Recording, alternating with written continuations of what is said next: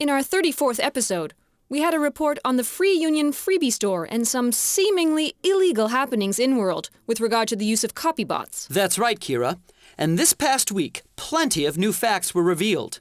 This story is now going beyond SL. They're taking it to real-life court as well. That's right, SL creators filed a lawsuit in New York City court claiming copyright infringement.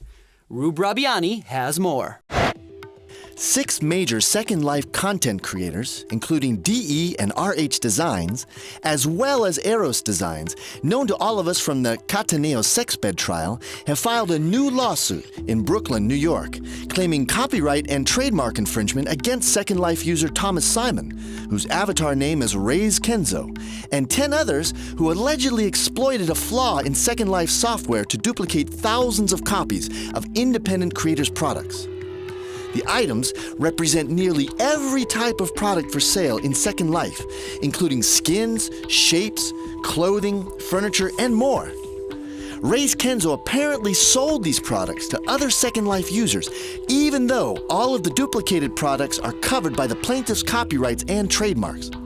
So, Kenzo has to have exploited some flaw in the software that allowed him to gain copies of the items in an illegal manner. Either that, or he would have had to have been able to change permissions on an item he was not the creator of.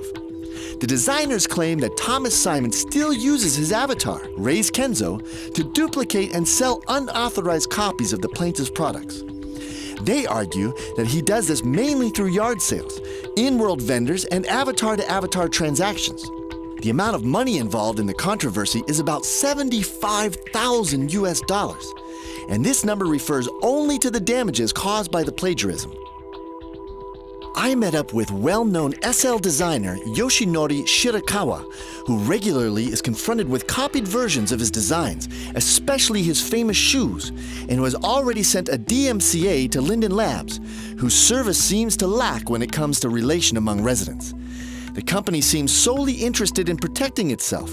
For example, Yoshinori's bestseller, the YS Authentic shoes he sells in his shops, were illegally sold in a full permission box with 3 other pairs of shoes in 5 different places. He estimates the damage from this copyright theft to total more than $250,000 Linden dollars in the last 4 months alone. I wanted to give him a chance to talk about the situation he's facing. So, several months ago, I was informed by a friend to detect someone wearing my shoes. Someone sold my shoe in a box which is offered in full perm shops. At least mine were copied in there and sold. That's kind of really painful when I realized this. And Yoshinori's opinion on the ongoing lawsuit in New York? Oh, I really cross my fingers for these guys, that they got this guy punished. It should show that if you do something like this in a virtual world, then it has consequences, and not virtual consequences, because we're not talking about a game anymore.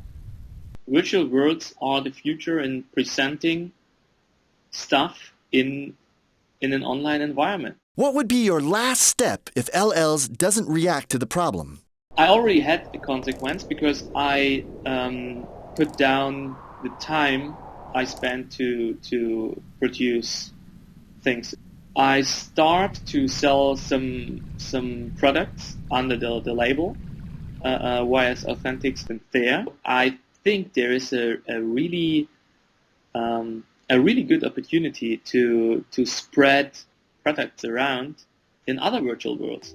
SLNN commentator Dylan Rickenbacker argues that the current lawsuit is just the tip of the iceberg.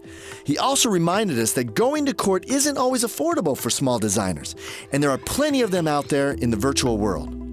Needless to say, many are calling on Linden Labs to make some major changes. The really annoying thing is that Linden Lab is doing a lot against that. I have talked to a creator of my own skin, who told me that she's been complaining about the person who's stolen the design from her several times, and Linden Lab has never seen the need to do anything about it. And his opinion on the future if Linden Labs doesn't make a move? Well, if this becomes widespread and if you cannot expect to make a profit by being creative inside Second Life and designing things, selling things,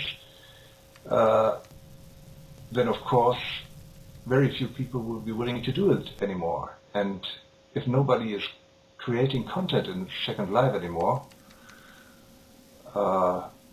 then of course it won't be worthwhile to be here anymore. So many residents will leave.